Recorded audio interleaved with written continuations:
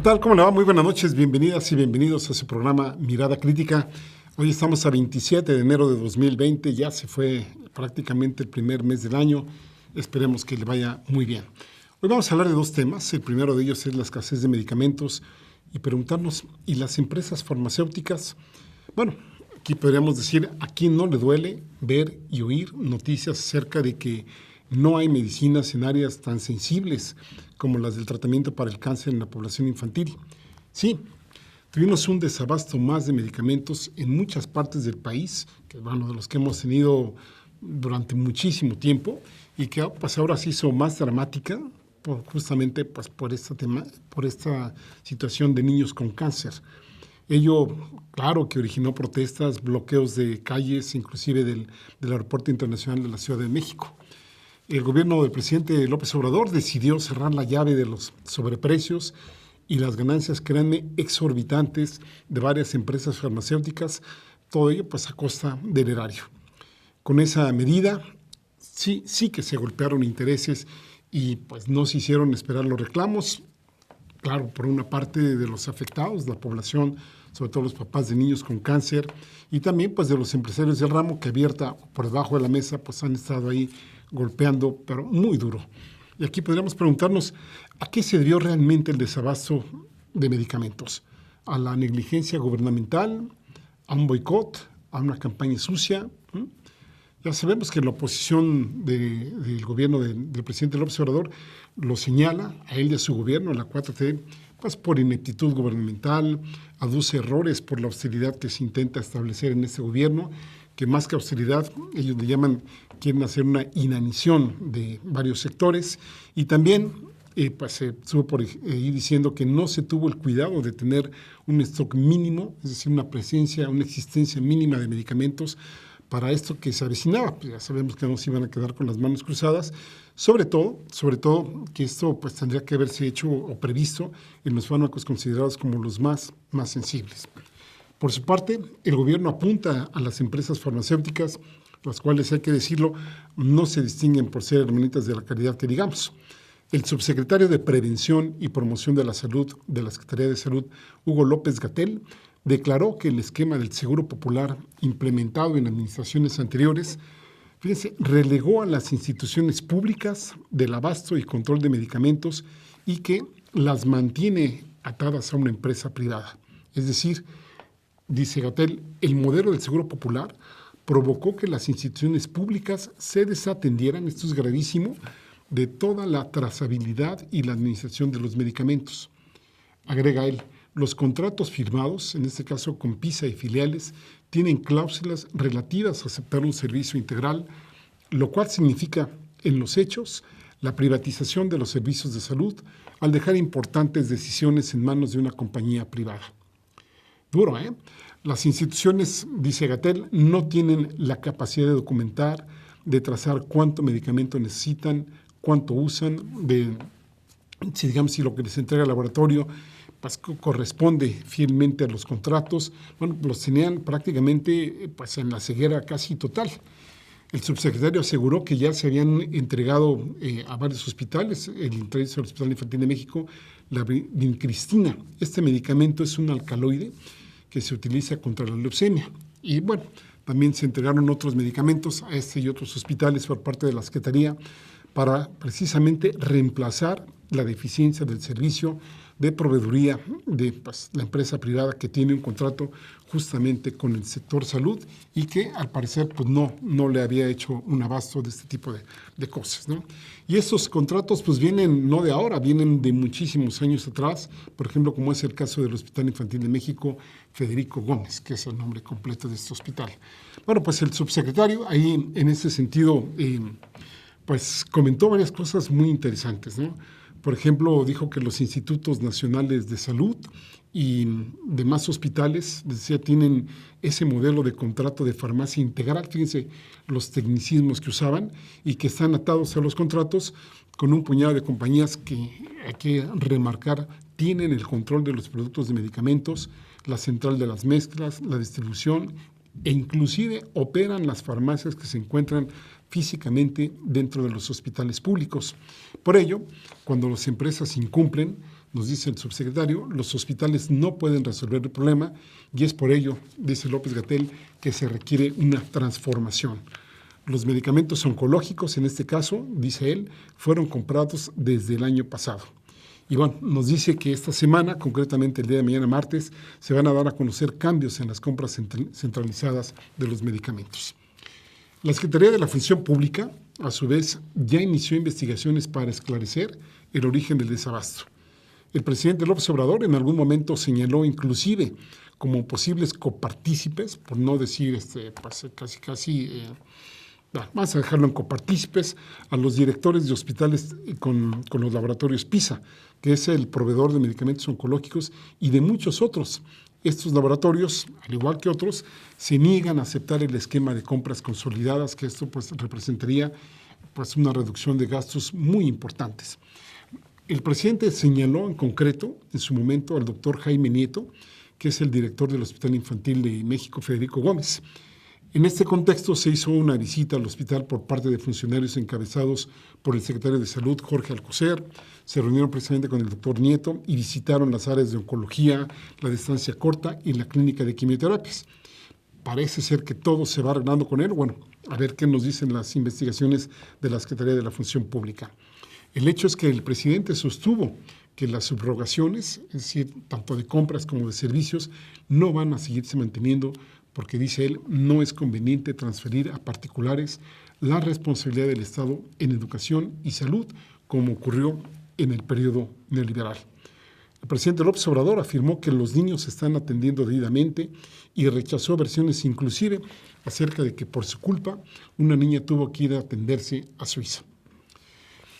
Hay que decir, en este contexto, que el tema de la industria farmacéutica es más que delicado y es terriblemente complejo. El negocio de las farmacéuticas, no hay que perderlo de vista, es el lucro.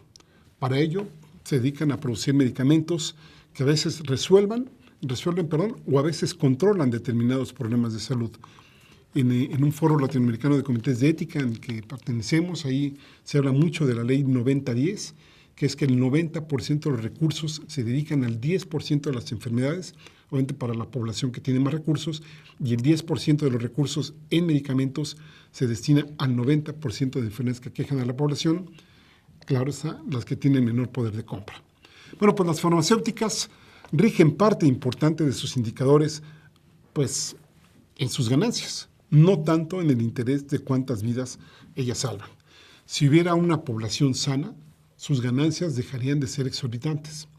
Es un sector, como escribe Silvia Rivero en un artículo recientemente publicado en La Jornada, oligopólico, controlado por un reducido número de empresas que tienen intereses en el mercado mundial, obtienen patentes exclusivas y altos porcentajes de ganancia, por lo que no dudan en ejercer presión para lograr políticas públicas y condiciones que favorezcan sus ganancias.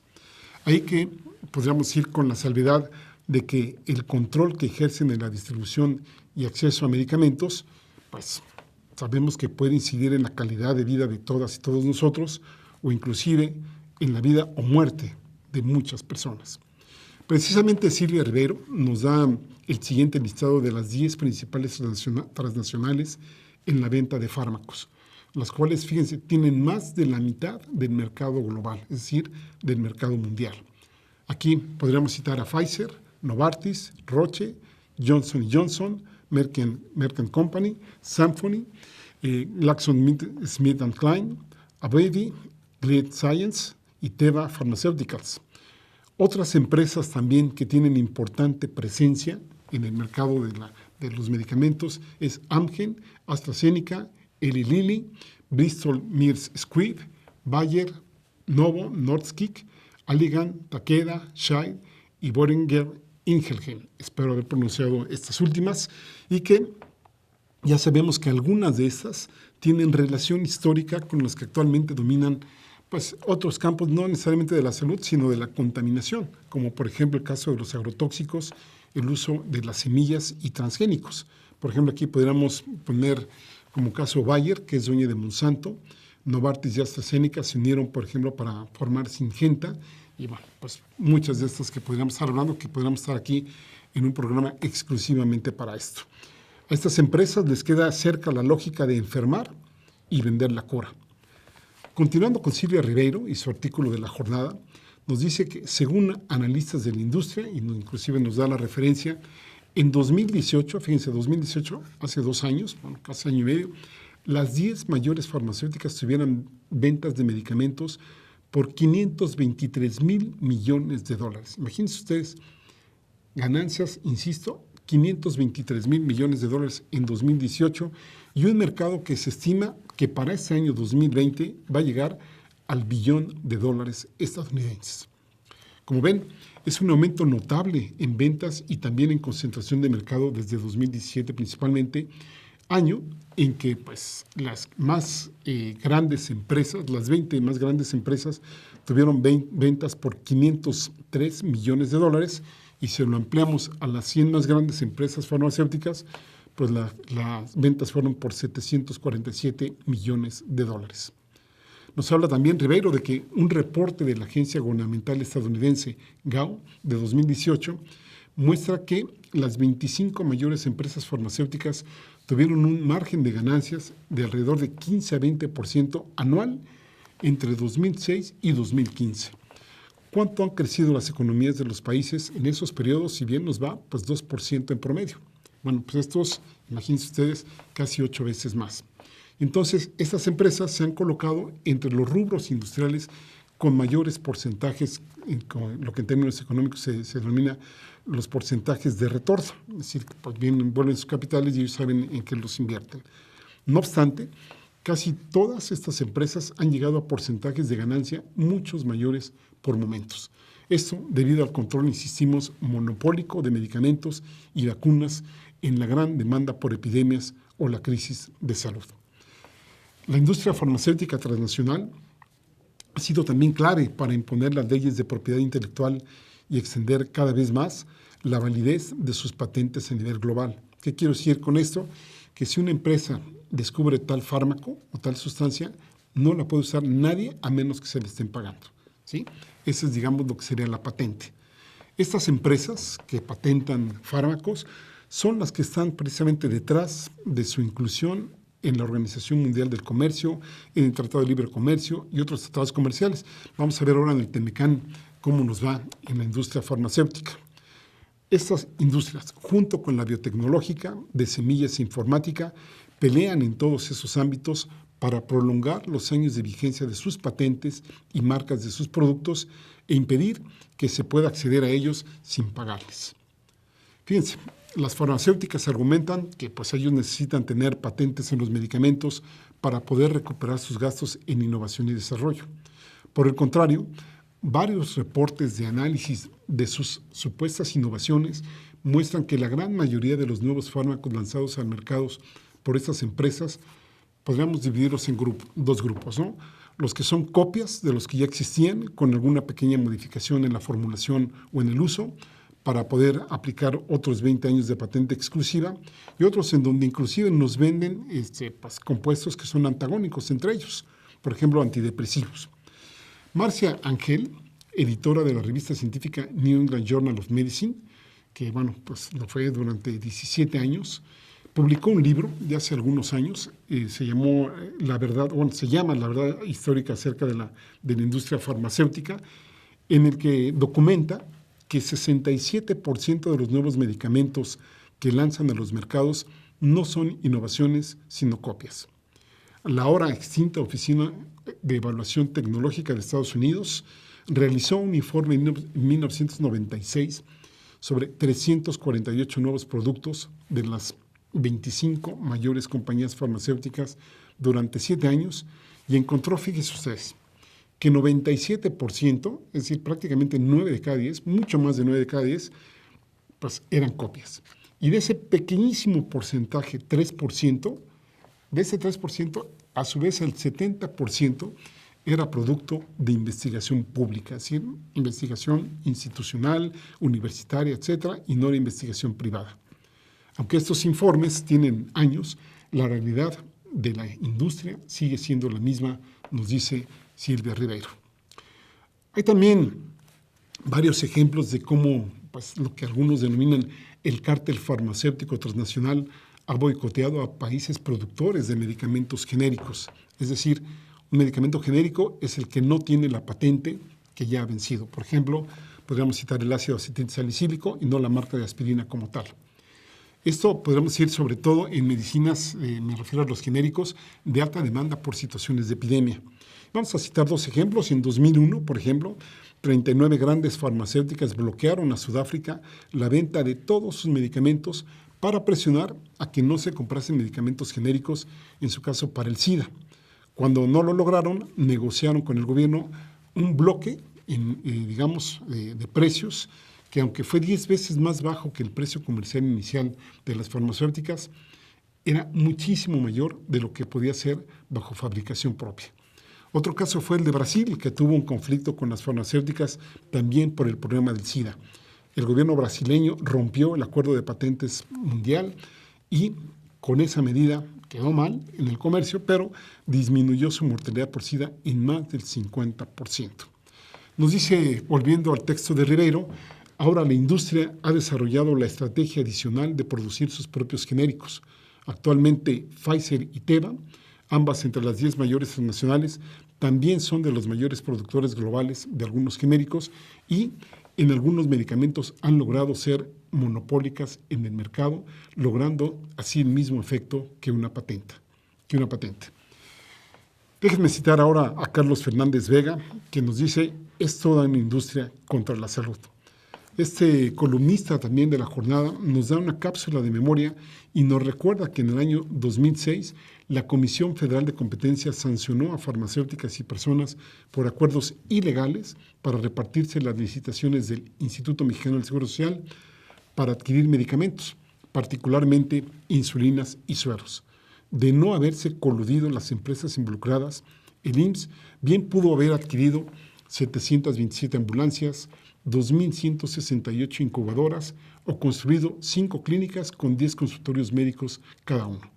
Las pruebas señalan a PISA, la que está ahora en boga por sus fármacos contra el cáncer, Eli Lilly, Criofarma, Proviamed, Fresenius y Baxter como responsables de esta situación que se dio en 2006. También se emplazó como probables responsables a funcionarios de dichas empresas por su participación en el cártel. Y nos dice Fernández Vega, desafortunadamente, 14 años después, siguen en las mismas. Aquí también podríamos recordar a Veracruz, durante el gobierno de Javier Duarte, que no se estuvo aplicando agua por quimio en niños con cáncer. ¿Qué diríamos ya para terminar este bloque? Que el desabasto de medicamentos viene de mucho tiempo atrás. Siempre nos ha afectado en algunos padecimientos más que en otros. A veces, por ejemplo, la tuberculosis, de los cuales me ha tocado participar, estar ahí viendo, VIH, etc. Si bien no se puede negar la posibilidad de fallas en el proceso de abasto de medicamentos por parte de los responsables de hacerlos llegar a los servicios de salud, y haber ahí también personas en los propios servicios de salud que tratan de beneficiarse de esta situación, lo que resulta más que evidente ha sido el sabotaje de algunos laboratorios para tratar de imponer sus condiciones a este gobierno. De ahí las compras en el exterior, que no les resultó del todo, porque la vincristina solo es producida por 2 laboratorios en todo el mundo. También, como apuntaría un editorial de La Jornada, y ya con esto termino, la escasez podría verse agravada por el desvío de medicinas dentro de los propios centros de salud, práctica arraigada que al parecer no ha logrado erradicarse del todo. Sin embargo, resulta inocultable que la carencia de fármacos en las instituciones públicas de salud ha sido magnificada por algunos medios de comunicación repentinamente obstinados en presentar como crisis de grandes proporciones un asunto localizado y que en el pasado reciente no era motivo de interés informativo. ¿Usted qué opina al respecto? Hace una pausa y regresamos con otro tema, los niños soldado. Ahora volvemos.